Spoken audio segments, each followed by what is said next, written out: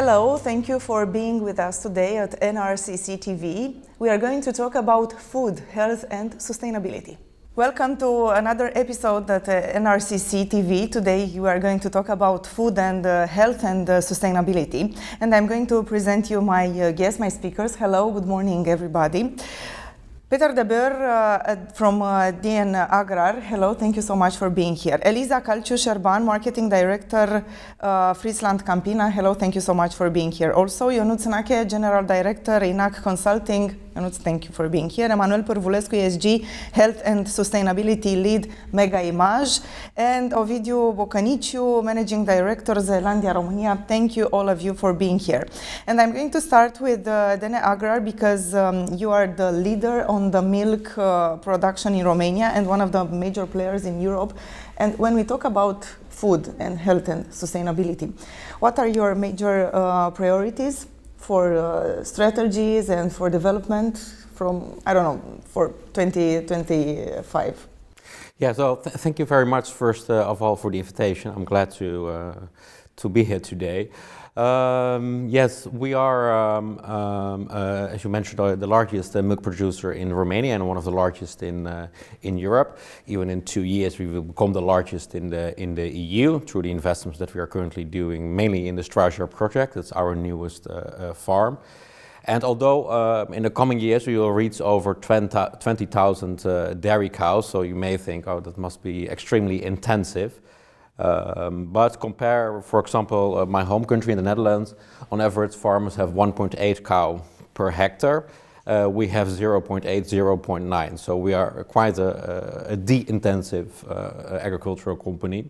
And we perform a circular agriculture, which means that we produce the far majority of our own food for our animals, and as well with the manure we fertilize our own soil.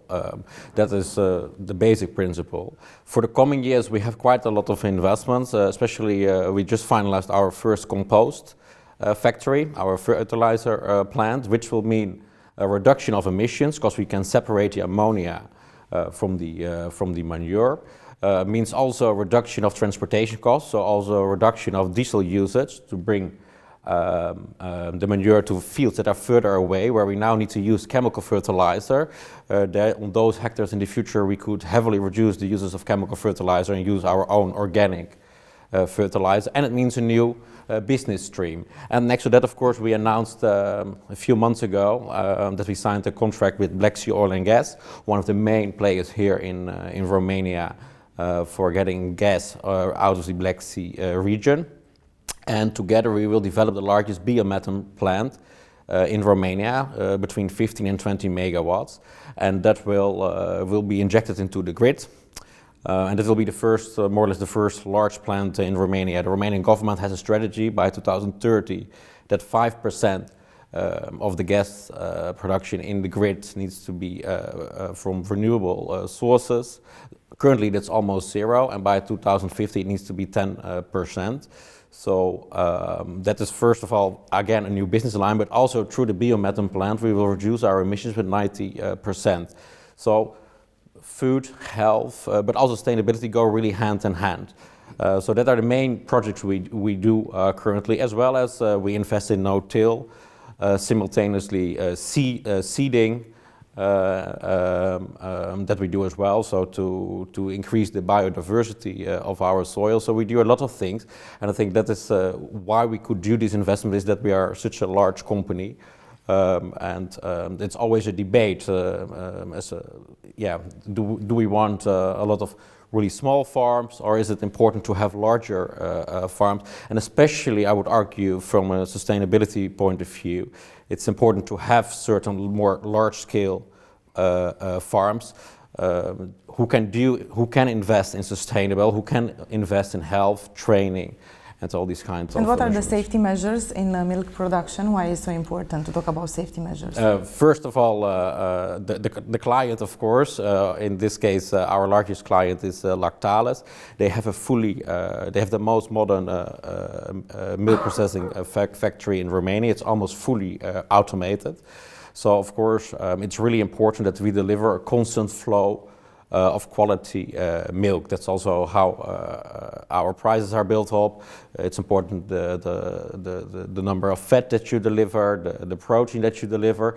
But of course, first of all, as Romania is an importing country, especially in the dairy sector, that over 50% of final dairy products are imported. It's really important that we can deliver and that we can give a contribution to local produced food.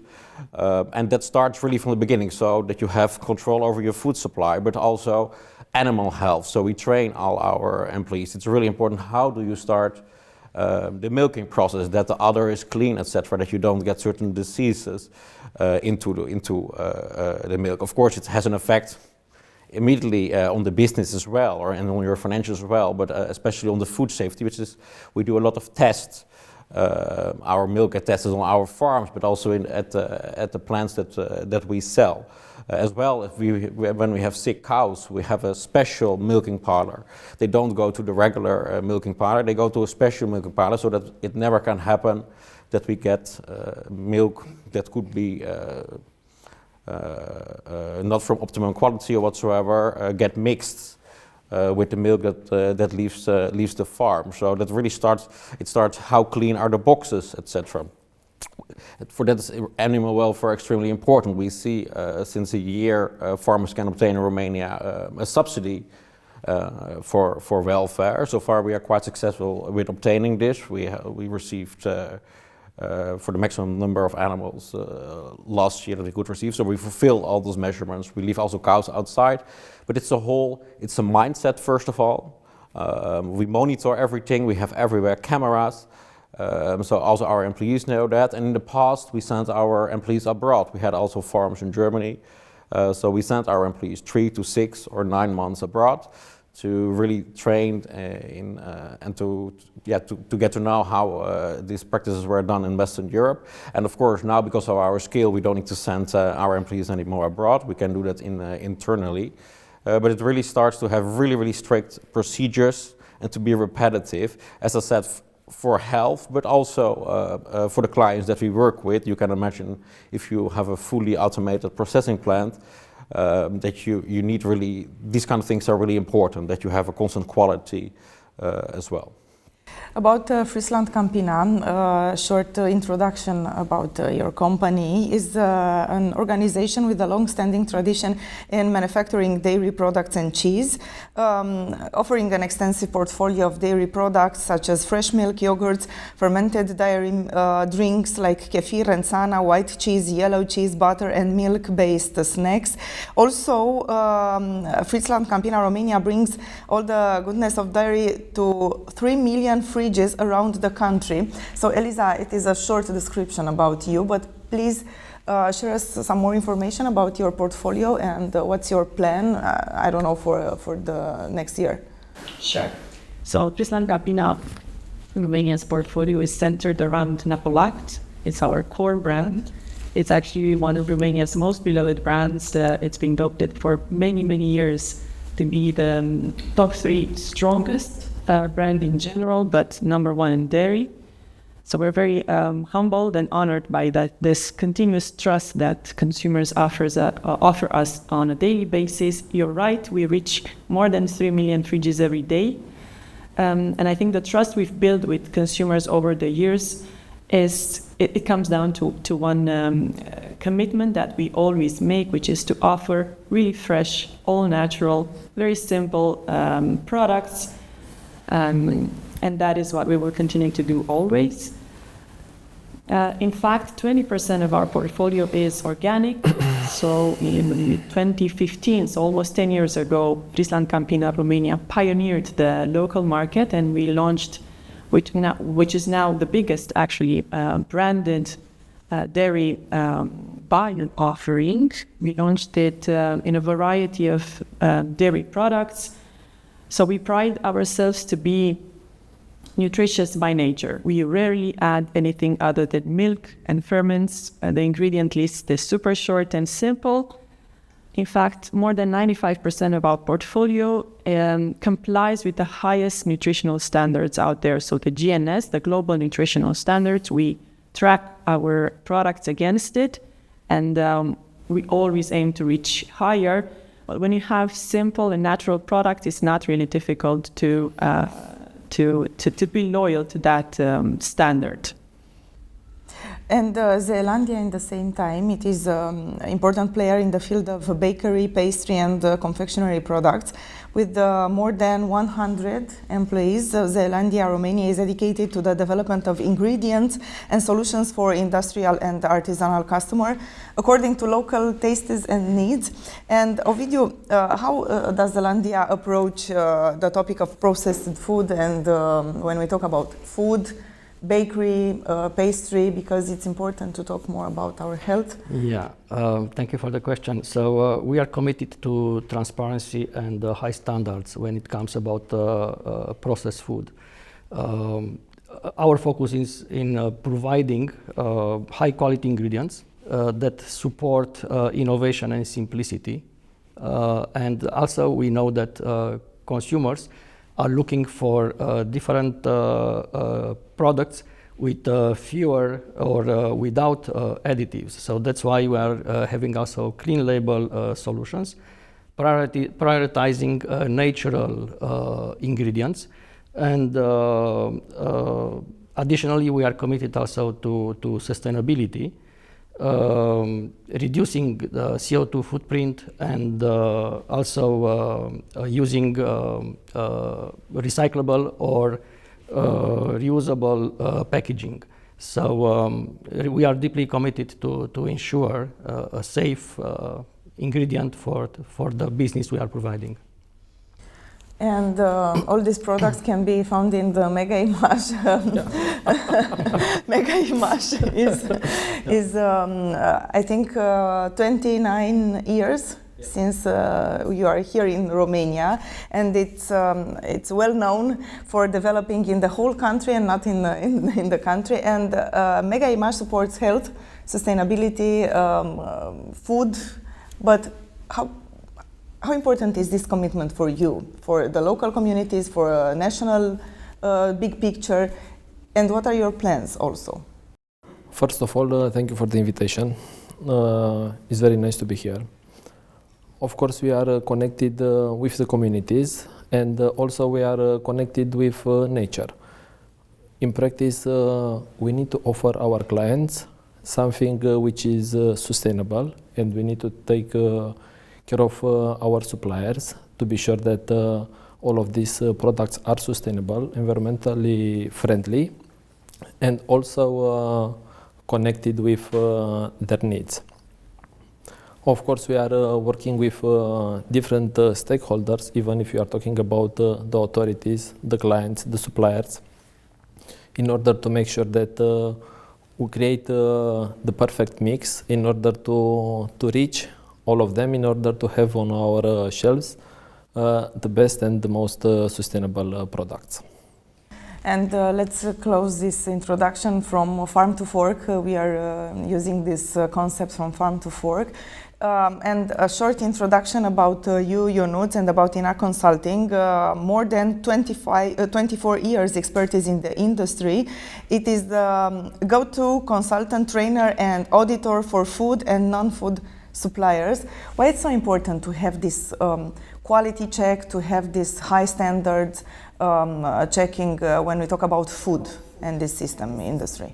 It's about transparency, it's about trust, it's about second party or third party can confirm that what you are doing in your company, in your factory, it's complying with the laws, it's complying with, let's say, food safety, if you are talking about food safety issues.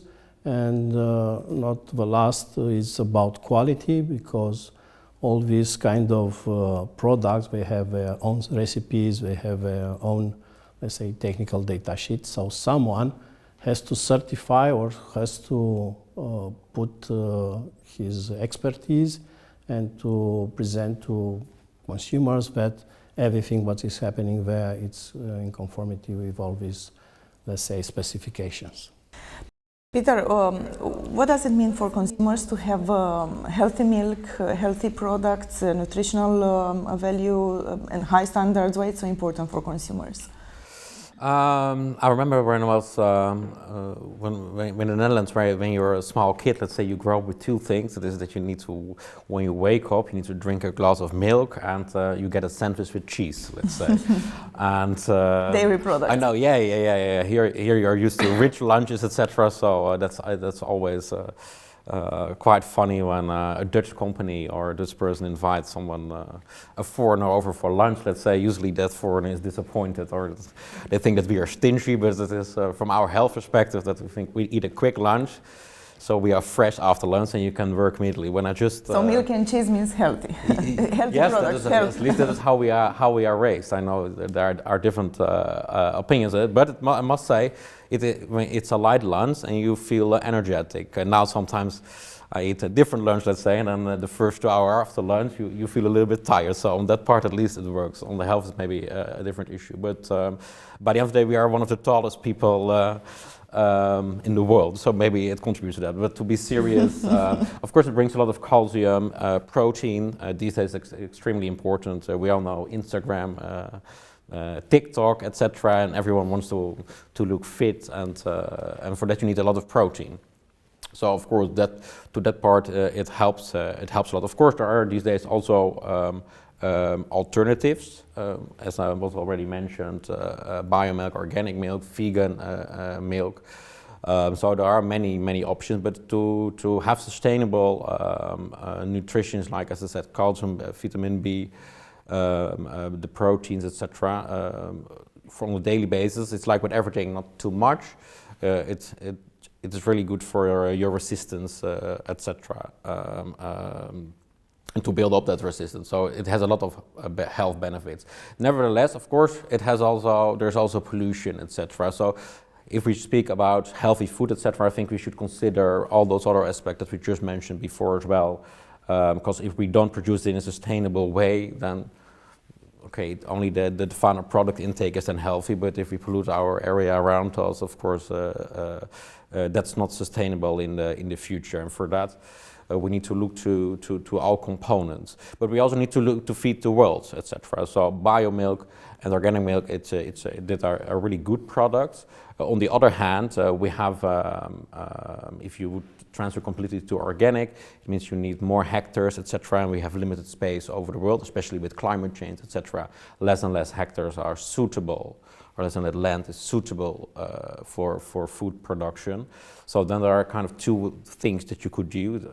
Either you reduce consumption, but with a growing world population and still an increase in the amount of milk, only organic or only biomilk is not a solution. It's a combination of factors, and for that, for just natural milk. Every time I say milk, it's in Dutch. It's also important to look to that sector and to be as sustainable as possible there as well. As also in the future, we will see that the largest production needs to come from general production factories. This we also saw with the start of the biomilk was growing and growing, but we saw as soon as the Russian aggression against Ukraine started, we had a huge inflation, and usually we see with these kind of products also in the meat sector that are the first product that people leave on the shelf and they go for a cheaper solution. Nevertheless, it doesn't mean that also we as natural producers have the we are obliged, let's say, and especially as a leader, as we are, to be on the forefront and to do whatever we can to reduce emissions. And for that, I said already, we invested in simultaneously. Now all hectares we do no-till or low-till, so we don't plow anymore deep. That's good for the biodiversity. Then we invested in simultaneously no-till and seeding directly, so that is one operation. So you go, instead of 2 times with your tractor to the fields, you do it now 1 time. Again, it's less pressure on the soil. Of course, also reduction into diesel. We invested last year in robots. it's really important when you start the milking process that the udder is really clean, and also when you finish the milking process that it gets a certain liquid to protect the udder. And before we depended solely on our employees, and we're well trained, but of course everyone sometimes has a bad day, and you can imagine on our scale that can have huge consequences. So now we invested on our milking rotors with 2 robots. So we do a lot of things to try to eliminate. We try to reduce as much as we can antibiotics, which is really important, especially in the Eastern European region, where there's quite already a lot of antibiotic resistance, etc. So that's another really important thing. About eating habits, do you have some insights or data, Elisa, about Romanians' eating habits? Mm-hmm. Definitely so. So this is by far my favorite topic to talk about. I've prepared 3 pieces of research which we are just looking at to see how they connect, how do we get the insights behind the facts that we're seeing coming through. One of the first researches we have is by YouGov, and it's a very interesting one which looks at the Romanian households and how they rate themselves when it comes to health. 75% of the Romanian households would say that they're either in good or very good health, which is great. You wouldn't say that if you look at the health system or the complaints around the health system, but they attribute that good health to their own choices. So themselves being mindful and making good choices every day, so avoiding bad habits, more often choosing fresh foods, eating least processed as possible, etc. So that sounds like a perfect setup. It is, by the way, above the global average. We believe ourselves to be in better health than the global average. But on the opposite side of this statistics comes another one, which says a bit the opposite. So when we look at breakfast, and we look at breakfast very often in FrieslandCampina because that's the occasion where dairy is king, 50% of Romanians skip breakfast, which when you compare again with other markets, for example the Dutch, who have milk and cheese for breakfast, they have that 80% of the Dutch have breakfast, so an interesting gap. Moreover, and I think this was the percentage which impressed me the most, or spoke to me the most, me being a mother, in Romania more kids have snacks in the morning than they have breakfast, and they're usually a treat. They're biscuits, sweets. They're indulgent, and they're not necessarily coming from a choice of nutrition, of healthy choices. And that, I believe, really says a lot, and it starts early, and it kind of carries over the life stages in that way. The final piece of, let's say, statistic, this comes from a separate research, a third research. We looked at shoppers. What choices do they want to make? What are they looking for in terms of buying foods for their families? And Romanians state that they would like to make better choices. In fact, they say they would like to spend less on snacks and more on healthy foods, especially for breakfast, but also for other meals. So they recognize that this snacking replacing meals is not good for them, although they rate themselves highly when it comes to good health. They know they can make better choices. So they want to make a change in their behavior. They intend to spend less on snacks and more on natural foods and nutritious foods. It's important to understand how does Zeelandia ensure the quality and safety of your ingredients, and also in the same time we have to minimize the process to take care of the planet. Zeelandia upholds rigorous standards when it comes about food and safety. Quality also, it's the core part of our activity. So all our products comply with all global food safety certifications, and we work closely also with our suppliers in order to ensure and to guarantee responsible sourcing. Also, we are focusing on natural, minimally processed ingredients, in such a way that we are maintaining the quality of our products, and we are ensuring our customers that while keeping our products aligned with sustainability goals, also we are including CO2 reduction, for example, or we are optimizing the energy use when we are producing and processing our goods. So all these are part of our activity to ensure that our standards for quality are maintained. How does 𝗕𝗥𝗖𝗖 promote local products, local agriculture? Because it's also important for our health, but in the same time for nature to take care of local production. Local production and the local suppliers are part of our culture and our DNA. We have a program which is called Romanian Taste, Gustul Românești, which is connected with local suppliers of veggies and fruits. We are supplying to the local suppliers high quality ingredients like seeds in order to make sure that the end product is really amazing. Of course, we are also tracking the growth of the plants, the growth of the vegetables, and also the growth of the fruits in order to make sure that we are bringing on the shelves the best on the market. We see that each year the local farmers are growing. Also the consumers are asking for Gustul Românești origin, something that can also be tracked in the store. For example, if you are buying some tomatoes, you can see which is the farmer which has produced that tomato, or if you are looking to other types of products, for example apples or something similar, you are going to see that everything is grown in Romania, and it's not just a good quality, but it also has a tracking origin, and the safety of the product is spot on. Peter, you told us about hygiene and about taking care of your products and the whole production system, but it's important to understand maybe better, or the audience can understand maybe better, how can we educate consumers sharing your best practices done, and in the same time, when we talk about safety measures in transportations, what are these measures?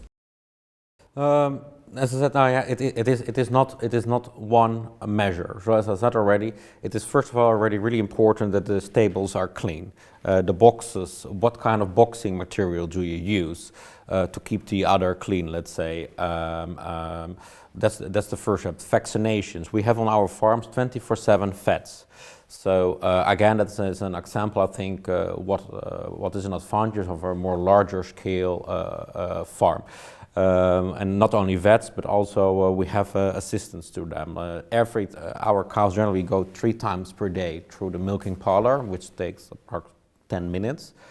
And every time they are checked by our milking staff is highly skilled and highly trained, so that they not only can milk, etc., but they also do certain analyses, as well as they have a certain system on the neck where we monitor their temperature, and other things as well. So the milker, when the cows enter, the milking staff will also check and verify how's the cow's health, how are the feeds, etc. In case the milking staff sees an issue, they can push on a button, and as soon as the cow leaves our milking parlor, automatically it's guided to a different area in our stables. We have our own hospital in our stables.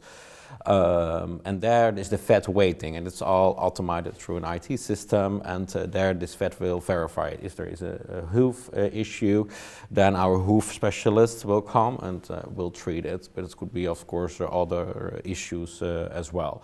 Then I mentioned already that's really important food. We decided to have almost full control over our food chain, and we do as well the transportation. For 90% we do it ourselves. We have our own milk trucks, and we bring it to the far majority of we work, let's say, with five, six milking processors. So we have 5-6 clients who take our milk, and for 5 of them we do the transportation ourselves. And there, of course, temperature is really important, that it has a constant temperature. We had some issues in the past where someone makes a mistake, and we exported it to, also we export to Albania. And then it arrived there where it was over 20 degrees in the tank, for example. Now, you can imagine we have not only that the truck needs to come back and that we need to throw away the milk because someone made a mistake, but also the client is obsessed because the processors, as you all know, they have also contracts with the supermarkets, and usually the 𝗙𝗍𝗻𝗃 and the 𝗘𝗿𝗶𝗄𝗃 of these worlds, let's say, are not. They will also impose penalties, and in the end, the penalties will end up at the farmer. It's like who uses how this thing goes. So it's extremely important. As I said already, fat and protein, a part of our price. We get, of course, you get a certain fixed price, and next to that, you get also as a farmer a certain bonus for fat and protein. Okay, it's called the bonus, but we can normally conclude it in our case from our more or less fixed price, because we usually always meet our quality standards. But as I said, it is really important because it is such an automated and streamed process in the whole chain that you need to fulfill all these obligations all the time. And we don't have milk left, so all our milk is sold. We have long-term contracts. With our largest client, we have a 3-year contract. That is quite unique, because most of the contracts in the dairy industry go for 6 months. But because of the large volumes, at the moment we produce almost 200,000 liters per day, and in 1.5 years we will produce over 300,000 liters per day, which means over 110 million liters on an annual basis. We are able to negotiate more long-term contracts, because it is hard, especially for farmers, to negotiate every 6 months, because usually we see a trend in the milk price in the summer that it decreases, and of course if that is the period that you need to renegotiate, you are in a weaker position. We work also, because it was a request of our shareholders, to diversify. But yeah, sometimes it's nice to diversify on paper, but we work also now with some smaller milk processors, and there you need to sometimes negotiate every 1 or 2 or 3 months. It's way harder, so we prefer to have just a few clients, but to have that based on long-term contracts. Nevertheless, we still work on diversification. As I said, so with our biomethane production plant and our fertilizer plant, we will see from 2027, 2028 that our revenues and mainly the profits, so let's say 50% will come from milk, and the other 50% in the future will come either from renewable energy or our fertilizer products. So we diversify now more in different business units, let's say, than necessarily in the number of clients. Ionuț, as an auditor, what is your purpose, your goal? This is one of my favorite questions, of course, because sometimes people don't understand which is our role here. So we have a big client, international key account, international retailer, let's say, and of course they have and they develop partnerships with local manufacturers and local factories, small farmers and so on. So in all this chain of supply, we are verifying that on site everything is like they establish in their contracts, in their technical data sheets, in their recipes. So we are auditing animal farm, we are auditing vegetable and fruits farm, we are auditing chicken farm. We are auditing also this kind of warehouses where we are selecting and sorting the goods. On the other side, when we are going to secondary production, we are auditing the processes and the products. So it's a very special audit where we put some techniques from auditing but also some techniques from inspections. So every chain of this supply chain, it's very carefully audited. And like I love to say, we are between manufacturers and the clients. So always between them we have to be very pragmatic, very professionals and very fair, and to tell them in each phase in what situation they have, because we have this kind of selecting audits. We are auditing several suppliers. We have surveillance audits, which most of them they are unannounced. So unannounced, we are going and we are verifying if the specifications are fulfilled. And the last one is not so pleased for them, but it's happening. So we have this kind of follow-up audits. What it means that there are some issues, some reclamation, or even recall of a product. So we have to go there to see what's happening, and to both parts to say, look, this is the situation. Let's go further and let's try to continue our collaboration. So the role, on one hand, is very important. On the other hand, like English friends say, you are doing what you are doing and you are expecting that people will love you. But I think it's very necessary, because you need in such a relation someone to trust, someone who can explain you each thing it's going good, why not, strong points, but also the weak points and the potential for improvements. Ovidiu, in this world with the continuing transformation, innovation, what steps does Zeelandia take to reduce additives?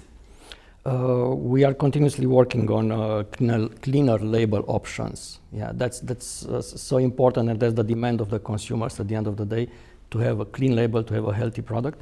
So we are developing healthier bakery solutions, such as sugar reduction, adding fibers, or gluten-free alternatives, because there is a part of the population which is requiring the gluten-free product. Also, we are using fermentation or different types of enzymes in order to ensure the quality and the health of the product. By 2025, so next year, we'll arrive to a share of 50% of our all new products which we are launching in the market to meet the criteria of Better for Consumers portfolio, which is our way of responding to the market demand. Also, we are reflecting our commitment to promoting healthier and cleaner ingredients in collaboration with our customers. And we are listening their needs in order to come back to them with the products which they are looking for. And how do you manage this balance between clean label products and mass production? There is an important challenge to arrive to this solution, because mass production usually it's requiring a product which is staying longer, let's say, in the shelf, or it's having a longer supply chain. So yes, we are facing these challenges of large-scale production, and it's requiring a special attention, especially on terms of product stability and food safety. We are constantly working to find different solutions to reduce the need for additives, but in the same time to maintain the high level of quality of the products and also the safety of production. So our clean label products are the result of innovative processes which allow us to offer natural solutions without compromising the shelf life or supply chain efficiency. However, we must recognize that certain additives are sometimes essential to ensure the functionality of some products. So I'm usually giving an example like sodium bicarbonate, which is a usual ingredient which is used in the kitchen by housewives, usually for rise to rise the pastry dough. Yeah, so that's usually used. So that's an additive which is not at all, let's say, dangerous for the health.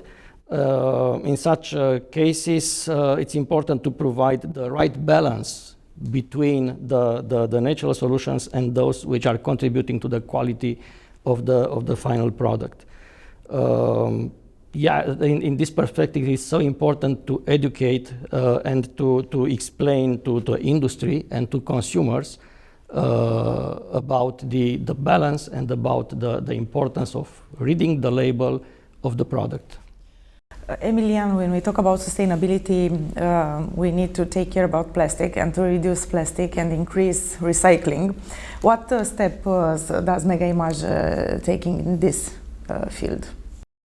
Plastics, I think they are like a multifaceted issue and also opportunities. If we are looking at the CO2 emission, we are going to see that normally the plastics are emitting a lot of CO2. That's why we are focusing in reducing the plastic packaging, and when we see that from a technical perspective this is not feasible, we are trying to switch from virgin plastic to recycled plastic. Also, what everybody can see on our point of sales, on our cashiers, or our shopping bags are made from biodegradable plastic, in order to offer also the consumers a viable solution in order to make sure that these bags are compostable and they are not going to be too hard environment. And when we talk about food waste, what are your initiatives? So I have listened to Peter what he has said about Albania, and what I can You could have picked so many things about crisis management. But you mentioned we have to talk in another episode about managing the crisis. That's why. But the most important thing is that I am between two friends, because I'm a milk drinker. So I drink milk. All of us. I drink milk in the morning and also before going to bed. So I'm a fan of. So you have a healthy morning. Yeah, even if the studies, like going back to you, showing that somehow the milk is emitting more CO2 than other products, but nevertheless, I'm a big fan of the milk. Going to the food waste. Reducing food waste. Reducing food waste, and we need to see that the food waste is sitting on two main pillars. One of them is the responsibility to the environment and also to the consumers, and also is more pragmatic and is connected with the costs. If you are looking at any type of product which is going to the landfill, of course it is a cost for 𝗙𝗂𝗧𝗎, for the supplier, for the consumer, and also for the environment.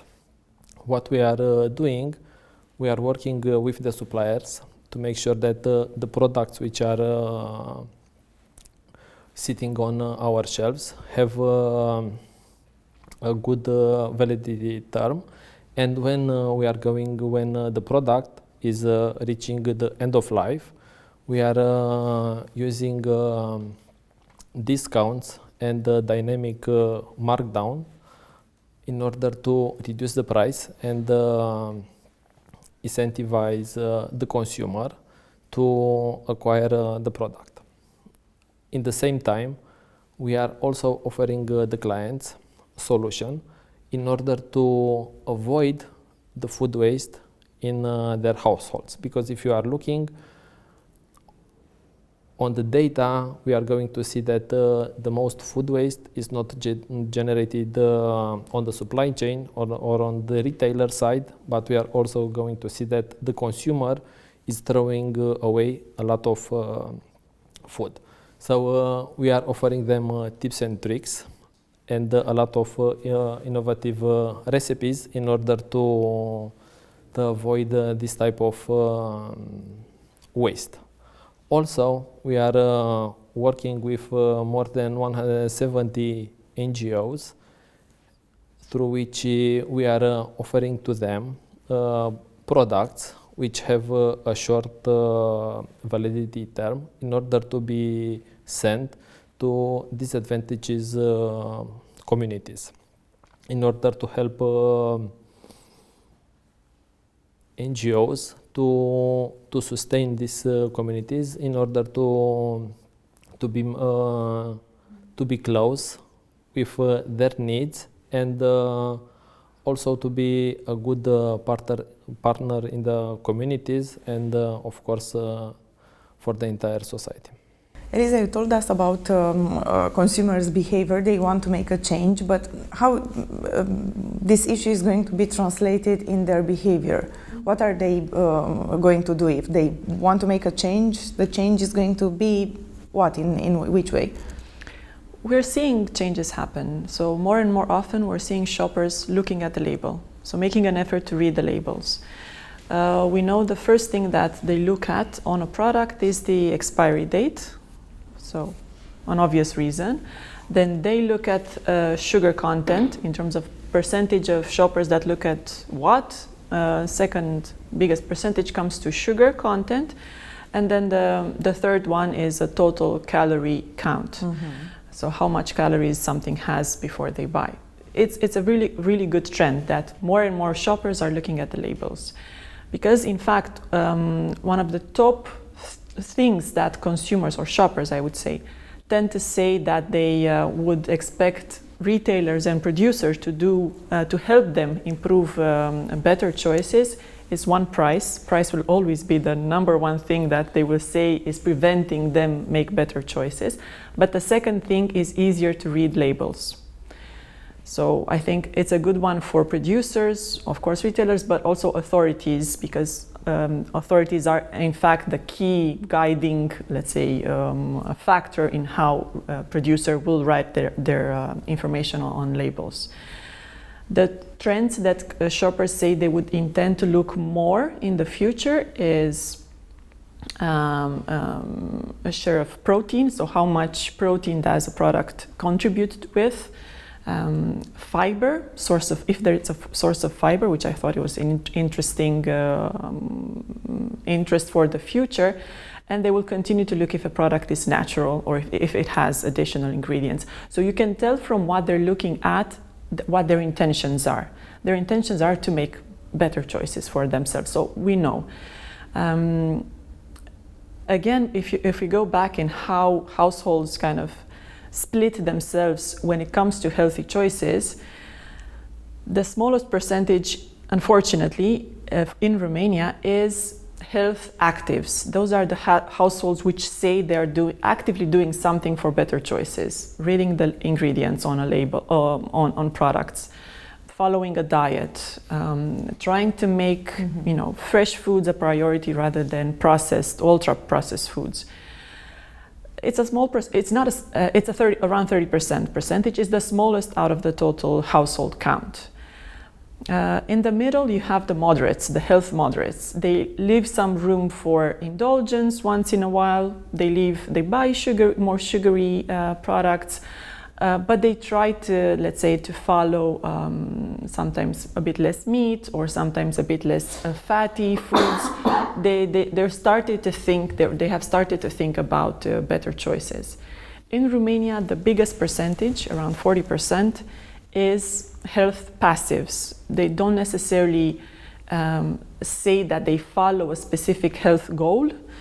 They contribute with the biggest FMCG spend in overall. They have the biggest shopping baskets. usually you would find there an over-index of sugary drinks, let's say more ultra-processed foods. So if I were to kind of shoot kind of a forecast for the future, I think more and more Romanian households will migrate, will navigate towards being more moderate and active seekers when it comes to health choices. So I predict that the trends of making more informed choices and looking at the label, reading the ingredients is going to be more and more often something to happen. Yeah. And Ovidiu, how can consumers can be more educated, and how can they understand a little bit in profound when we talk about additive, because you explain us about additives? Yeah. So first of all, you need to be transparent. We consider the transparency it's so important when you are speaking about educating customers and consumers. We are deeply involved in explaining to our customers mainly, not so much to end consumers because we are working in the B2B field, but we are translating to our customers also to the consumers these ideas in order to understand why certain additives are sometimes used and how they can be reduced or replaced. Why they are important sometimes. Through communication and education initiatives, we explain that some ingredients are really essential for the safety and quality of the final product. Some of these education initiatives we are doing through FEDIMA. FEDIMA is the Federation of the European Bakers working in bakery, pastry and confectionery field. But also through our Romanian associations like ROMPAN and ANAMOB. We try to go with the explanations, with the information to the members of the associations, explaining about this. However, we recognize that there is a lot of work to be done still in this area. And market education is anyway a part of our strategy, and we believe that it should be part of the strategy of all players from the industry, from the food industry. Also, in the same time, we try to replace where is possible technically through innovation to find solutions and to replace additive with more natural alternatives. And clearly the label in this case will be recognized by the consumers, and those products will be really the products which we believe in future will respond to the demand. Peter, when we talk about prevention and control of the milk, there is hazard analysis and critical control point system management. What does this protocol refer to? It has to do with the health and safety measures that you need to implement on your farm. And especially we report on ESG. At the moment we do Scope 1 and 2. Of course, I assume most companies do. Scope 3 is it's quite hard, let's say, but maybe in the future we will reach that level as well.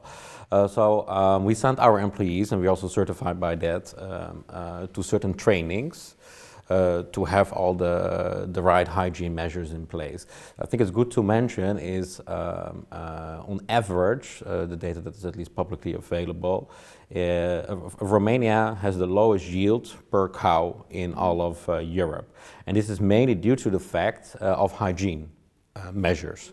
Our cows on average, let's say, they give 30 liters, and depends a bit in which stage. We have also 28 or 34. There are also farmers who say that their cows give 40 liters, but they never mention then all the other, let's say, tricks or a lot of extra pressure that they put on their animals. But let's say when you take care of your animals and you take care of animal welfare, it's along this, let's say between 28 and 34 liters per day. In Romania, that is somewhere, it varies, it looks to which year you look to the data, but it varies, let's say, between 8 and 12 liters. And many times it are the same cows. Sometimes it's a different breed. We work with the Holstein breed, but the main factor this is the really low hygiene measure. So it's extremely important, as I mentioned already, not to get penalized by the supermarkets, etc. But no, but first of all, I'm joking. But first of all, to really train your staff in this regard. First of all, if you want to have a profitable business, because there are many Romanian farmers who are in deep trouble, and partially this is due to the fact that Romania receives almost one of the lowest subsidies for their agricultural sector. That is one, and that is also one truth. On the other hand, there is also the truth that a lot of farmers are really not efficient and don't follow the right practices. As we just mentioned about education. Education is, it's important to educate the consumers, etc. But it needs to go hand in hand also to educate on the farmers level. And we try to do a lot of things there, that we have an internship program. We also cooperated in the past already with the University of Cluj, the University of Sibiu. We have primary schools who come to visit us, let's say, so to teach them that milk comes out of a cow and not somehow, I don't know where, but not all kids these days know that anymore. Yes. So how to treat animals, it's really important. And one of them is those measurements. And we are really, really strict on this. If you, like on our farms, if you hit one time an animal, and this was really something in the beginning we needed to learn, because we hire a lot of people from the small villages, etc. And sometimes they treated maybe in the past at their home animals a bit in a different way. If you hit, you're out. We also do no warnings or whatsoever. It is we have two things. The same in regards to alcohol and these kind of things. It's undebatable, and that we monitor everything everywhere. So that is, but especially as I mentioned, so to train your staff and also to eliminate is that we are a large producer and to commit to our contract as well. That's the reason when we have a penicillin. A cow, that's a sick cow in this case, we put it in another milking parlor, so to still have it milk, so never to confuse. But it is it's really important. We really focus on this, and for that is also, as I said, you can find this information also in our ESG report. Ionut, what are your food sector offers for food and non-food sectors? Okay, so we are not just an auditing company, we are also a training company and a consulting company, so we are offering all these kind of services, starting with conferences, seminars, trainings, and of course our clients are from all the scopes. So at our conferences and trainings, people are coming from retailers, from importers, distributors, manufacturers, of course, logistic companies. So all these people, and of course we are all consumers, must know which are the latest laws in Europe, which are the next laws that they have to comply with, which are the standards in each field, good manufacturing practice, good hygiene practice, and so on. So if I'm looking to my turnover, 40% of turnover is related to this kind of awareness trainings, conferences, and we're having this kind of yearly program for them. Now we are doing, since this year, roadshow, so we are not having these conferences and seminars just in Bucharest. Starting from this year, we start this roadshow in 8 cities. So we are trying to go more closer to our clients, to our consumers, to our manufacturers, and all these people that are involved in all this supply chain.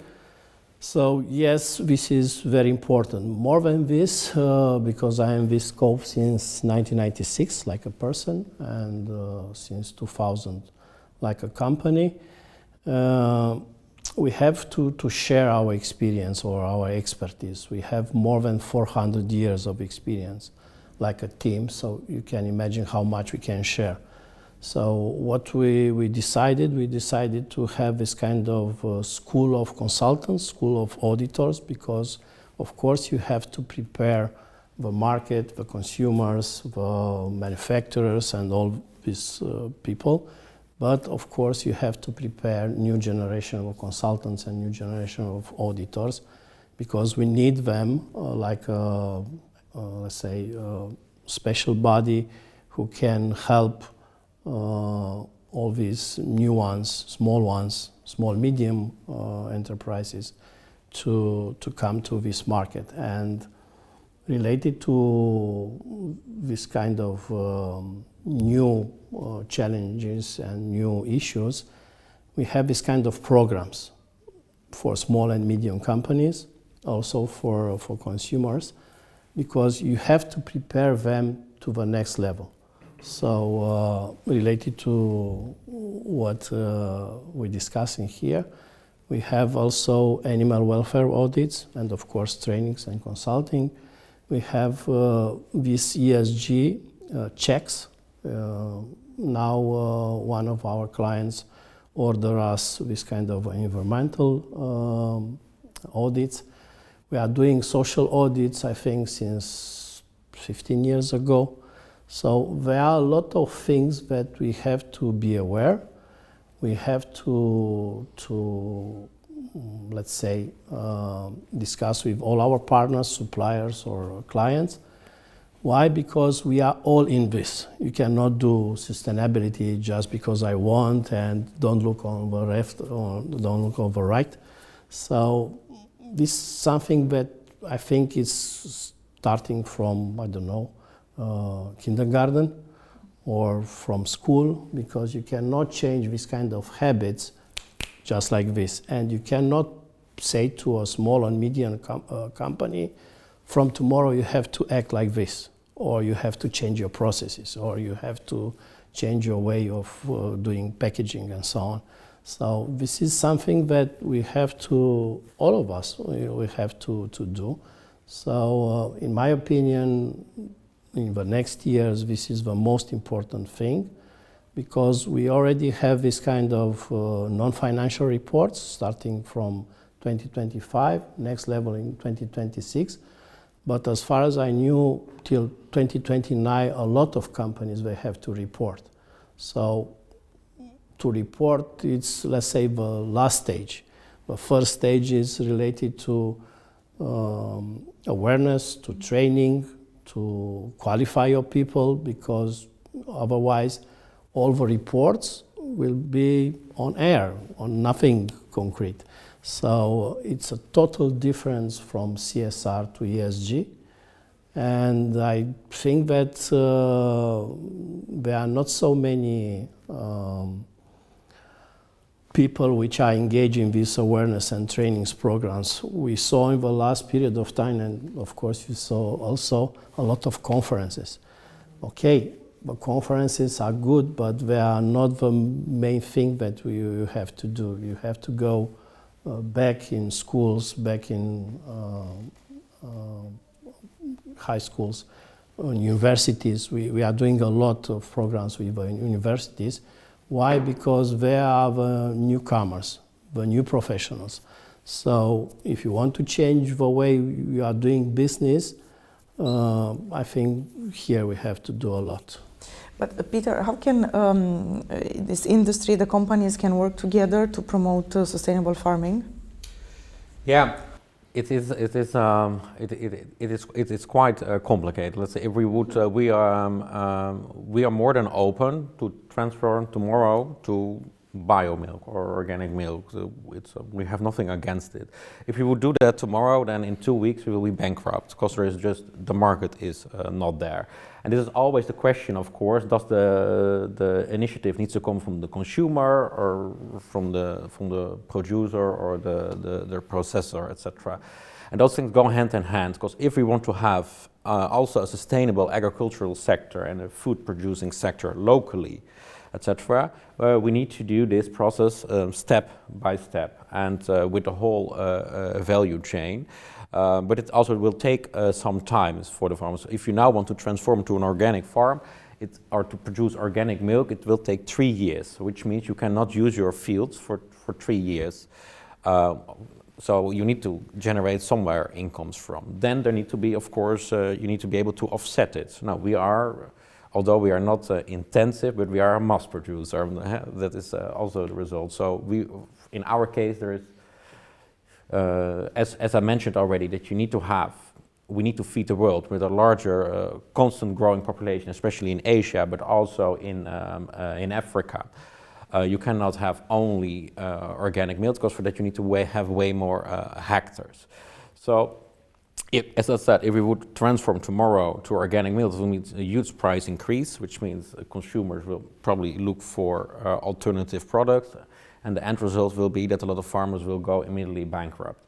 So we need to do it's only through education and step by step, but also there need to be funds, as we say, as a society, because at the end of the day, it is not only the farmers who are responsible for pollution, because they are also feeding the world, and you cannot, whatever you produce, even vegan milk or whatsoever, it is polluting. Okay, it is less polluting than probably what comes out of a cow, although if you really look, and I would advise everyone to look on a package of vegan milk, etc., where all the ingredients come from all over the world. Okay, we could also have another debate on that part, if that is so locally produced, let's say.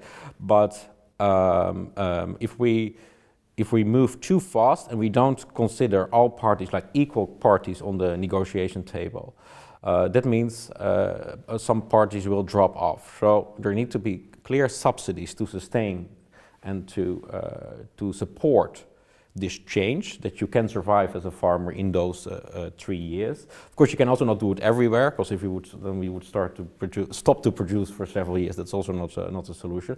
But that, I think, is the first thing. As I said, we as a market leader, we really want to contribute, and we are a public listed company, so it is not generally our main interest to just invest in sustainability just for the sake of sustainability. In the end, when you're a public listed company, you need to create a more financial value, let's say. That's the main incentive of the company. But I think we found ways that we can produce sustainability and also add new business lines or even increase our profit margin, as I mentioned already, through the biomethane production, which reduces our emissions with 90%, so we come close to net zero. Now there are also some other developments.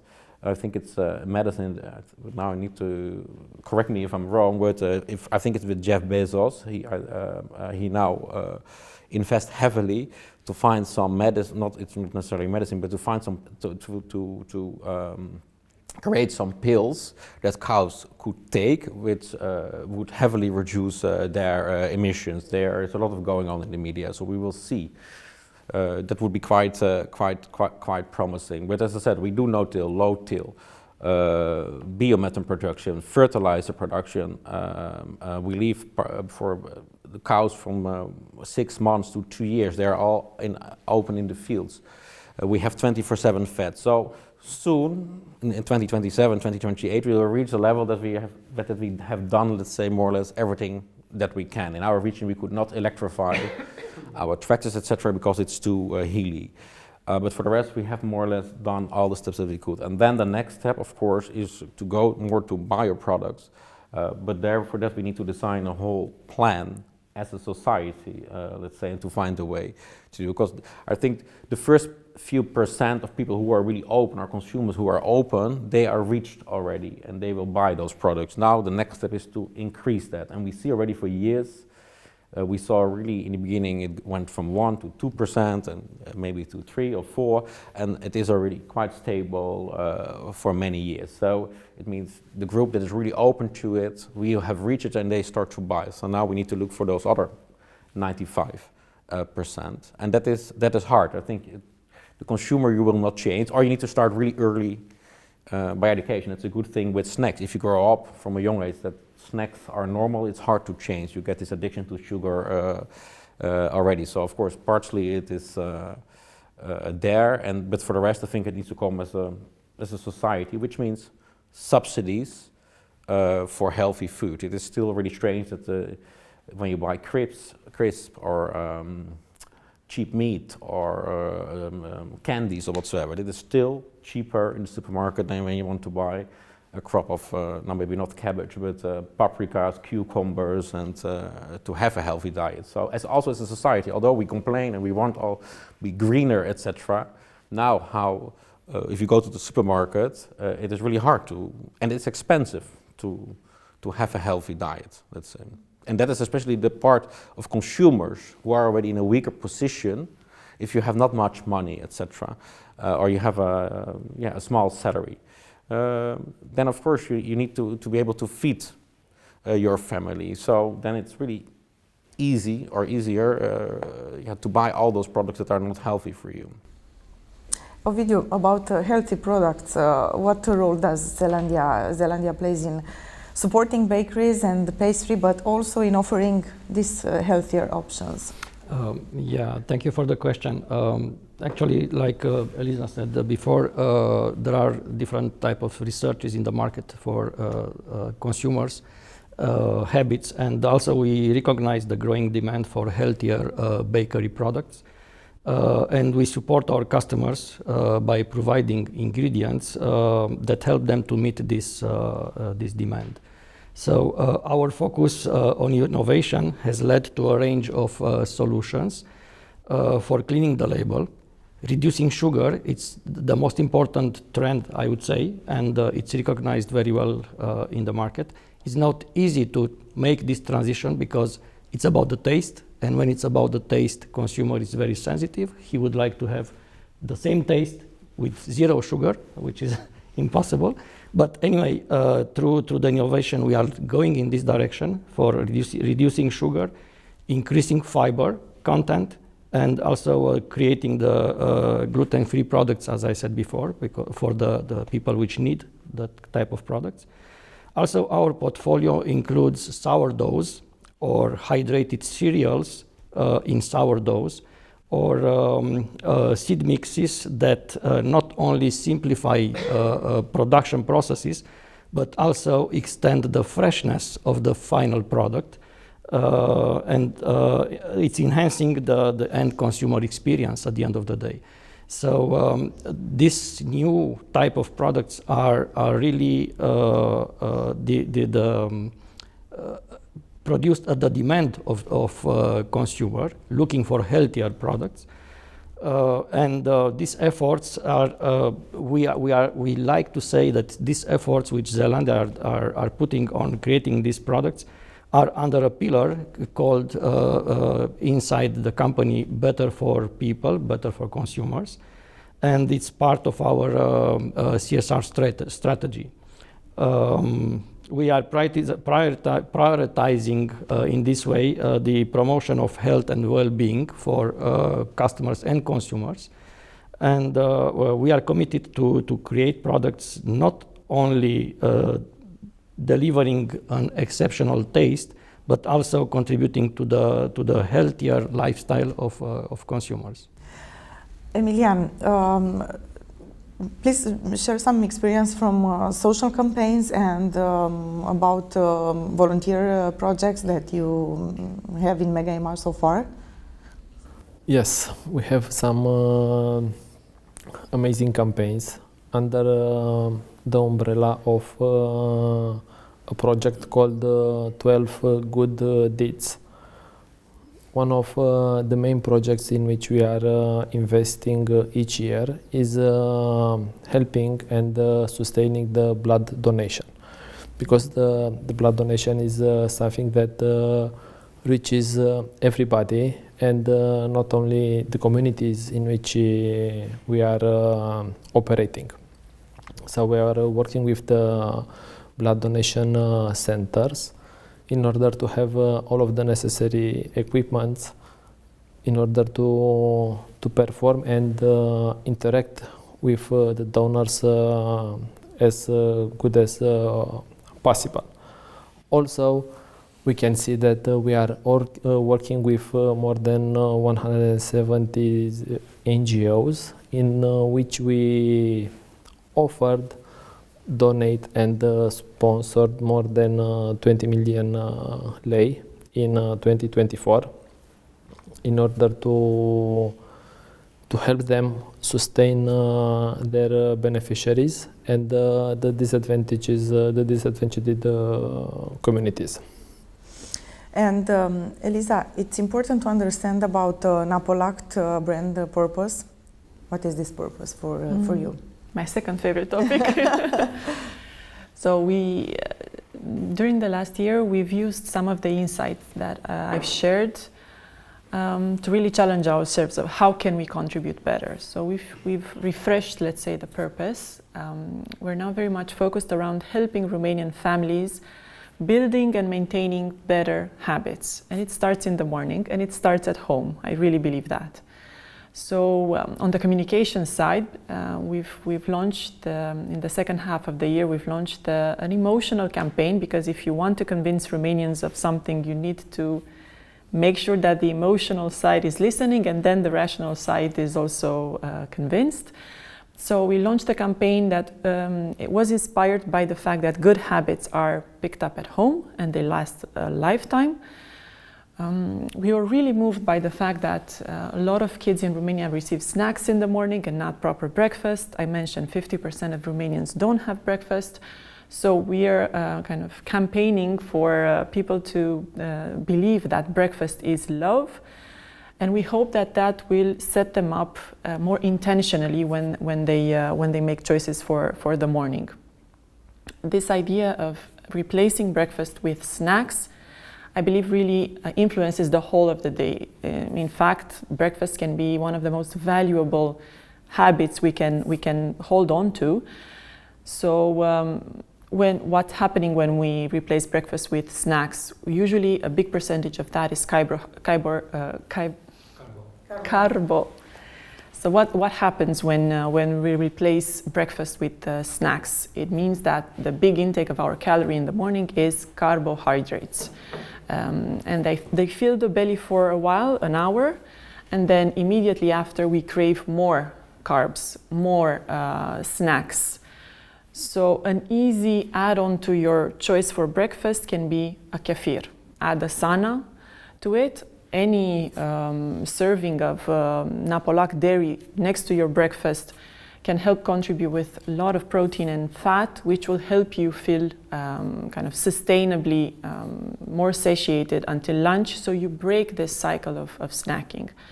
So it's not just an emotional, nice story, it does contribute to building better habits, and it starts with the kids for sure. We not only communicated, we're also taking it to the shop floors and with retailers. We've started to implement breakfast corners. It's a pilot that we hope will do very well. So obviously when shoppers come to the store, they come with a shopping list. Usually because they skip breakfast, they don't think about, they think about what to do for dinner or maybe what to grab as a snack. But if you trip them with solutions for breakfast, easy for them to grab, sometimes they're actually very good offers as well there. So you can easily put in your basket solutions for your breakfast for the next week ahead. And not only that, this month of December, I think we launched the closest to our heart, at least, initiative. We've launched a CSR campaign, again, who focuses around breakfast. We want to recognize the fact that a lot of kids in Romania don't receive breakfast, not only because, parents don't think about it, but because parents don't afford it. It's an honest reason, so we want to make sure that as little as we can contribute with, we've partnered up with Hopes and Homes for Children. It's an NGO in Romania. We've launched the cause to, we have a saying in Romania, where you can fit a kid at breakfast, you can add another plate for another kid. So we're asking families who can afford it to add another symbolic plate to their breakfast and donate a minimum of 10 RON for other families who cannot afford breakfast. And we're going to double that donation at the end of the month. That's really just the beginning of our good deeds when it comes to better choices, which we believe start in the morning and they start in early childhood. Ovidiu, how does Zeelandia works with regulators when we talk about clean label offerings? Yeah, we are actively working with regulators actually to ensure that our products don't just meet the standards, but also we are looking to exceed them. You know, you need to be ahead of regulations if you want not to be trapped sometimes and not to have the product to be delivered. You need to predict what is going on the regulators. So we are involved also in regulatory process and we are up to date with the latest labeling and food safety requirements. As I said before, we are part of the 𝗕𝗏𝗵𝗲, the European Federation, which is also part of the Food and Drink Europe, an association which is actually promoting policies, but also ideas on innovation that enable the food and drink industry in Europe. So by that we are updated all the time on new regulations at the European level and also available in Romania. And we are doing everything what we can in order to overmeet these requirements of the regulations.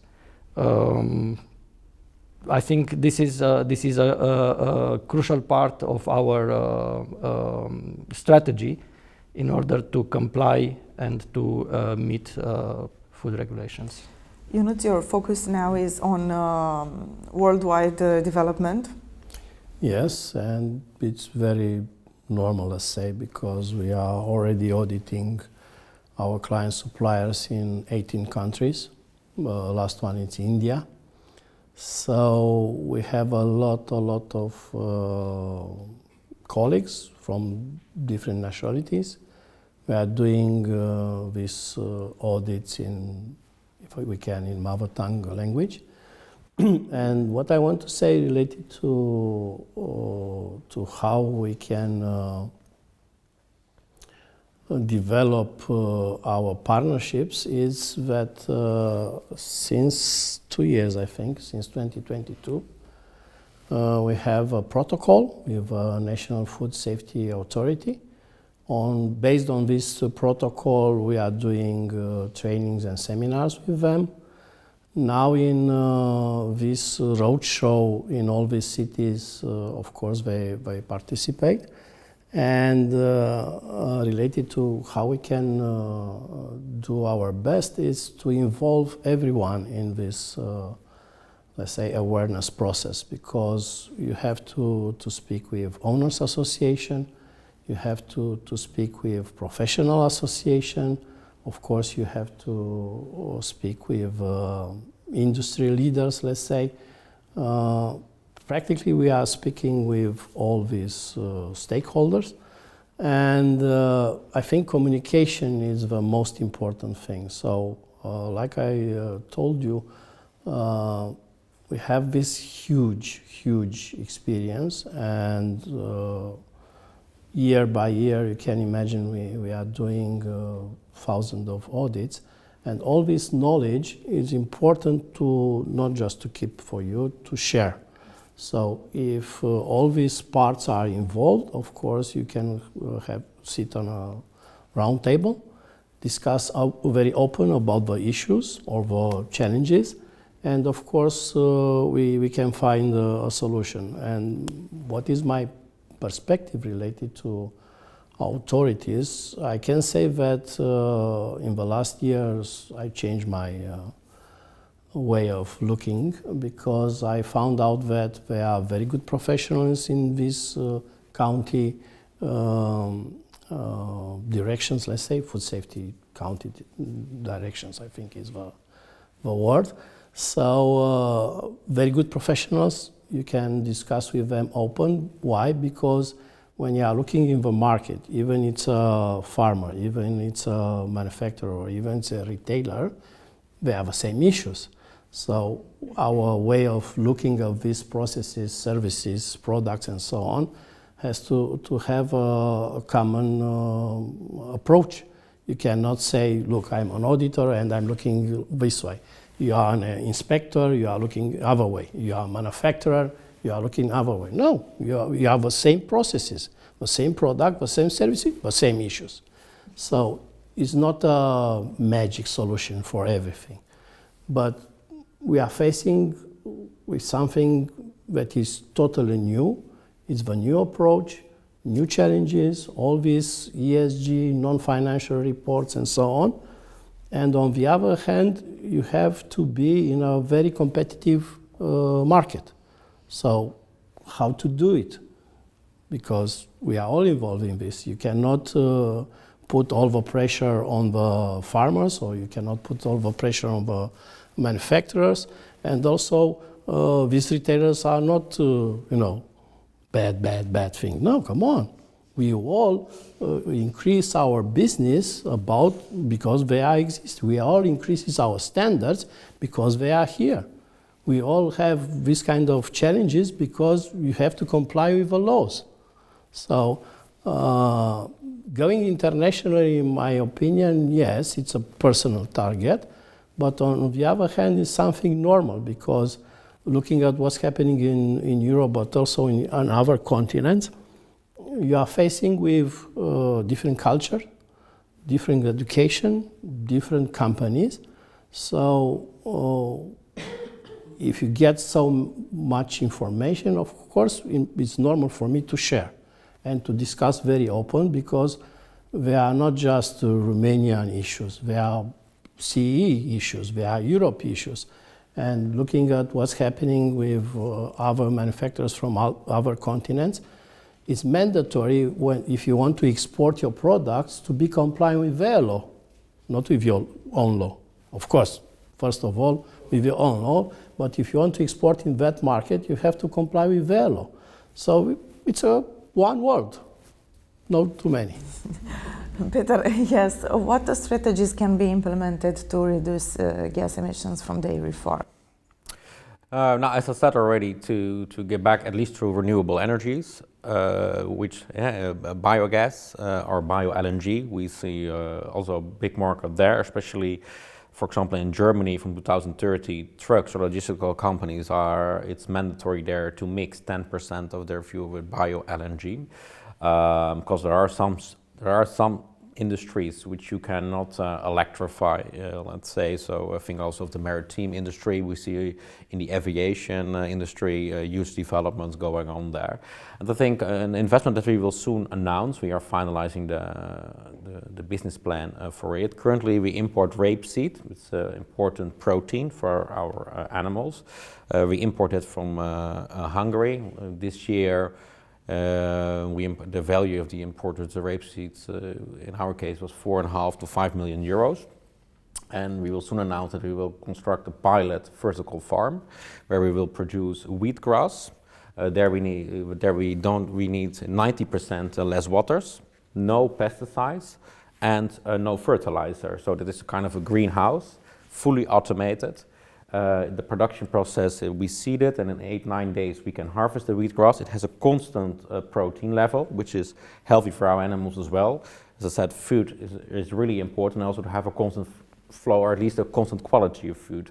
With this we can, we are not able to directly completely eliminate our imports for rapeseed, but we will start with this project on the Koet farm, where we have 2,200 dairy cows, and there we could replace rapeseed as well as a part of lucerne and some other crops, but mainly it is to replace the rapeseed.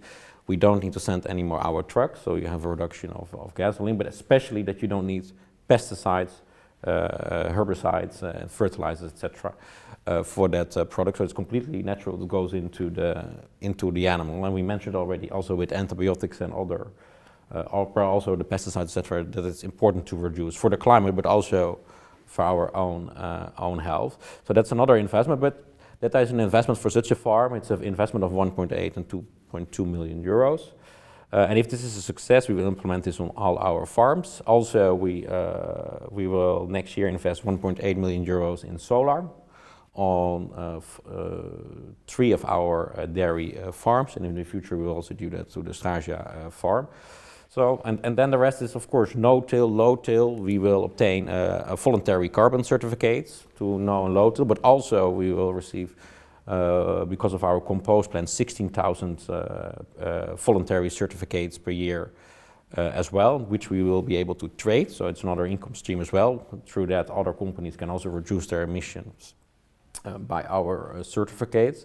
So I think that are the main, at least for the farming industry, it is to reduce also pesticides. As I said, we also use drones.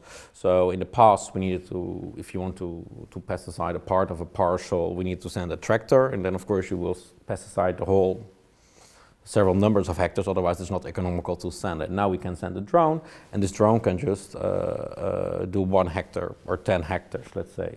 No gasoline, again, and you only use the pesticides where it's necessary. So there are a lot of things, and especially I think the lobby for chemical fertilizer, it's extremely strong. Still it is somehow that you can put way more months of the year, you can put chemical fertilizer on your fields than organic fertilizer. It doesn't make sense, only that those companies have an extremely strong lobby in Brussels. And I think what is a huge mistake here in Romania is the price cap on dairy products. It's even was implemented by the Minister of Agriculture. That's even more cynical, I would say, the person who should defend the industry, and he calls it a huge success. But it's to say it really nicely, it's completely ridiculous, and I'm quite mild on that part, because it blocks innovation for farmers to further invest and to be innovative. Because as you can see, especially in our case at the AGRAR, we have the slogan of happy cows, healthy milk, and satisfied customers, and that is deeply how we see it, as well as that we want to give and contribute local produced food. As I mentioned already, the far majority is imported in Romania, so we produce locally with local staff. That's important, and also we give something back to society, because that's also really important. I always would really like also to emphasize on the Maria Beatrice Center. That's the first center in Romania, or the first hospital who cures and helps kids with a disability. It's founded by 2 university teachers from Alba, who have a daughter who was disabled, and they didn't have any place to go in Romania to find the right healthcare. And after Mercedes, we are the largest contributor to this center. They had first a center for 700 kids. In May next year, they will open the second hospital. Then they can host 2,000 kids per year. And by the end of next year, we will have, that investment was 5 million euros. Still, they need to raise 1 million euros, but our contribution is almost 1 million euros to this center. And that is by creating for all stakeholders, so to have a sustainable, to have a contribution to sustainable and healthy food, locally produced, so that Romania in the future can have control over their own food supply to feed their citizens, as well as to take care, of course, of our shareholders by the end of the day, but as well as the local communities. And that's for us also extremely important, especially Maria Beatrice, this center, where they do this really amazing job. We just won an award last week in this regard, and for us, this is it's a really motivation, let's say, every year to support this cause. Emilian, what are 𝗙𝗏𝗧's goals for reducing emissions, and what do you think about the deposit return scheme 𝗙𝗏 in Romania? Normally, when a client is entering in one of our stores, he's looking for a nice shopping experience, for diversity of products and good prices. These are the main triggers which is making the consumer entering into the store. However, we believe that we need to do something extra which is not so visible, like, for example, talking about the CO2 emission. For example, now more than 80% of the energy that 𝗏𝗏𝗧 is consuming is coming from renewable plants. So we are really proud of that. Moreover, by 2040, we have an engagement and a roadmap to reach net zero in scope 1 and scope 2 emissions. Moreover, we are looking and discussing with our suppliers that by 2050, also on scope 3, meaning that also our suppliers need to reach net zero. So not only what 𝗏𝗏𝗧 is emitting from a CO2 perspective, but we are also looking at what our suppliers are sending into the atmosphere. And we have this path. Is not like a dream, it's really like a path that by 2050 we are going to be net zero together with our suppliers. Going to the DRS, I think probably we heard that it was the most loved topic, the second most loved topic on all of the colleagues in the panel. But probably the DRS was one of the hottest topics in Romania, discussed over 2024. Even if you are in the business or next to the business like 𝗏𝗏𝗏𝗏, which has products which are packed in similar type of packaging but are not part of the DRS. But so I think they will be soon. I don't know if I hope for them to be or not to be. I let them to be part. I will not intervene in their wish. So, but it's something that probably changed Romania faster than any other project implemented ever, even if we are talking about anything, you know. So we see that almost in 1 year, now 80% of this DRS packaging are collected and sent to recycling, which is really, really amazing. It was probably the best mix of interest between the retailers, producers and authorities, in which going hand in hand with the interest and the sustainability goal, it was an amazing success that any company part of this project can be super proud, but also connected with the CO2 emissions. We are also going to see that all of this material which is collected right now is going to be recycled and reintroduced in the same type of packaging that it is sold, which is going to also reduce the CO2 emissions. So it's like a win-win. In the best, I think the winner of the project of the year in 2024, probably it's the DRS. And because now I want to ask for a short conclusion from each of you. Ovidiu, when we talk about sustainability in food industry, what are your goals? You said before in the beginning, but also why so important? Yeah, you know, sustainability is our central part of the business strategy. So we have the aim that by 2030 to have minimum 55% of the CO2 emissions reduced. So to reduce with 55% CO2 emissions. And a common goal, as Emilian said, by 2050 to go to net zero on CO2 emission. Also, we aim to procure and to use 100% renewable energy by 2030. We had already very important steps by installing solar panels on the roof of the plant and using the solar energy. But we still have some steps to do regarding the fleet of the cars and so on in order to go for the 100% by 2030. And also we are actively transitioning to the recyclable and reusable packaging. And we are very closely working with our suppliers in order to ensure that they are having a sustainable source of raw materials also. So all the chain, we need to be sure that all the chain by 2050 will be CO2 net zero, as Emilian said.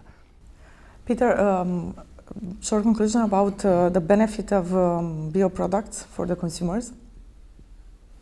Now, Also for Elisa, if you want, so if you want to talk about this. We'll do another episode, I think. Yes, a whole episode about benefits.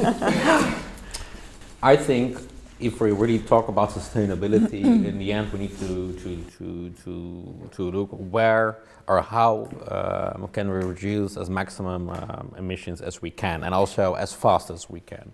So if we look through that part, I think it is way better to look for the existing farmers to invest in biomethane, to reduce chemical fertilizer, maybe this new medicine of just bezes, etc., than just to have solely this focus on bio milk or whatsoever, because we know with bio milk we cannot feed the whole world. So bio milk is not the ultimate solution, let's say, that will solve all of our problems. It's a part of the solution. Don't get me wrong.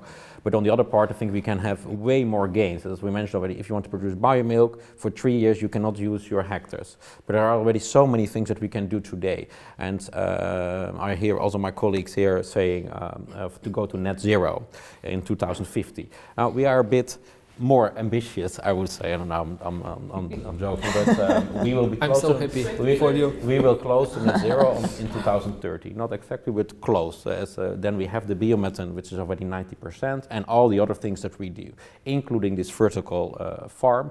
And there are big investments. Like now we built our newest farm. It's 15 million euros. Those vertical farms, etc. So in the coming years, we invest again tens of millions of euros into the Romanian economy, as well as to contribute to local food production. So there are many things, but farmers need to be sustained, and that is and be supported. That's partially it is education, and to show them all the options that you could implement, as well as that there needs to be a clear and predictable subsidy scheme to do these transformations. And I think as the AGRAR, we want to play a leading role, and I think we show that we are one of the most innovative companies here in the region, because we are the first one who signs a contract with a giant like Black Sea Oil and Gas to build this biomethane plant of 15 to 20 megawatts. We invested in the largest fertilizer plant. Now will be the first one who, even in the EU, who will produce this wheatgrass into a vertical plant with a constant protein level. We will we invest next year in solar panels. We would like also in the future to invest in another 50 hectares of solar panels. So we do whatever we can. We want to be that innovator, and we want to play that leading role to have a sustainable future, also in a financial perspective, of course, because things need to go hand in hand. And as I mentioned, for that price gap really needs to go off the table if you want that farmers innovate. Emilian, what lessons have been learned, and what's next for you, for 𝗓𝗏𝗧? The most important thing is to see that the ESG, the sustainability topics have transformed from a trickle to a stream. Everybody is talking about it, and also looking at my colleagues, and not only in this forum, everybody wants to take the lead, which is really amazing. It also creates competition, but also we can learn from best practices from different types of actors in different types of industries. So what's next? We are going to see more and more green initiatives in order to reduce the plastics, to reduce the CO2, also to have healthier products, and also to be more connected with the consumers' needs, but also we will need to look at our suppliers' needs in order to, let's say, to be more focused on sustainability issues, and just finalizing with animal welfare, because I heard a lot of discussion regarding this topic.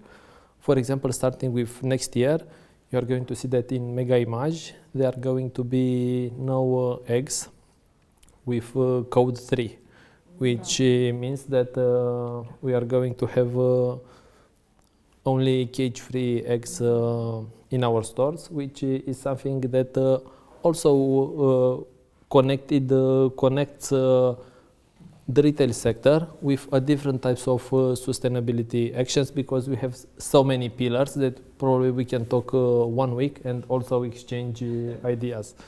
And again, many thanks for the invitation.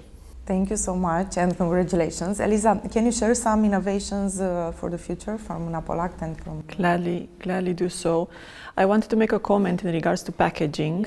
Not necessarily innovation, but even though we're not necessarily forced by authorities to be part of 𝗓𝗔𝗓, we've started years ago to educate our consumers to rinse out the packaging. That's going to be very important for the next step. So obviously dairy needs to be well rinsed before being introduced in the recycling cycle.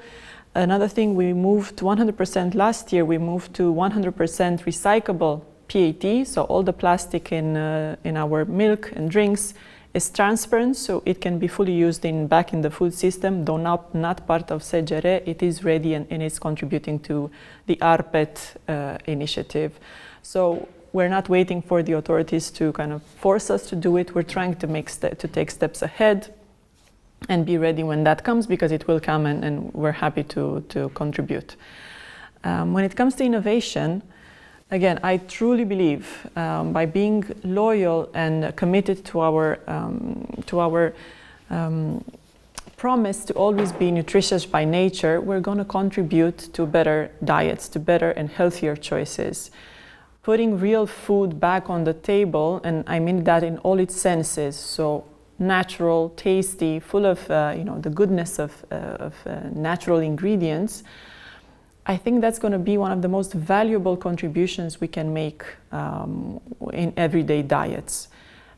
To fight back, I think we all agree that we have increasing percentages of ultra-processed foods in our shopping baskets and in our cupboards back home. Being mindful that we add kind of natural foods in our everyday diet is really important. But where you can expect innovation to come from 𝗔𝗏𝗥𝗔𝗥 is in our strongholds. We're leading the fermented dairy drinks segment. We're seeing all this interest coming back to kefir, sana, naturally fermented foods which are very good for your gut health. And we now discover a wealth of research to show how beneficial it is on your overall health, not only gut health, but even mental abilities. So we're gonna look back at our capabilities to do fermented dairy drinks as good and as tasty for consumers, to make sure that they add us at breakfast every day. And your notes about the future? How will the future look like? Looks like very good, because we are already scheme owners or standards owners, partners here in Romania for several years. So the idea is to be very close to the new standards, the new approaches, programs. On the other hand, related to authorities, my objective is to increase the number of meetings with them, seminars and trainings. When I am looking to retailers, we have such an event which is Retailers Day. But also don't forget about certification bodies. We have such a seminar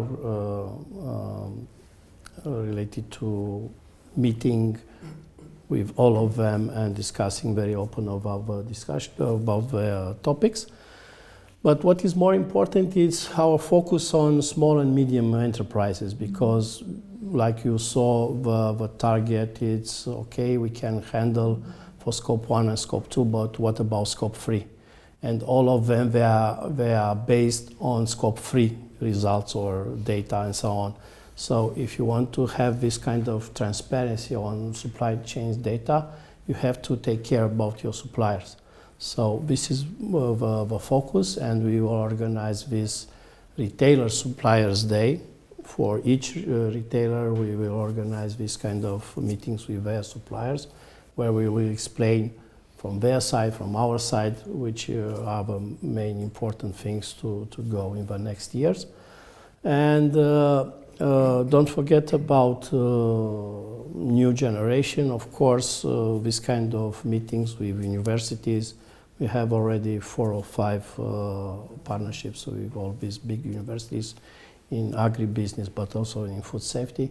Of course, we will increase and we will offer them, like masterants and doctorants, some advantages if they will come to qualify.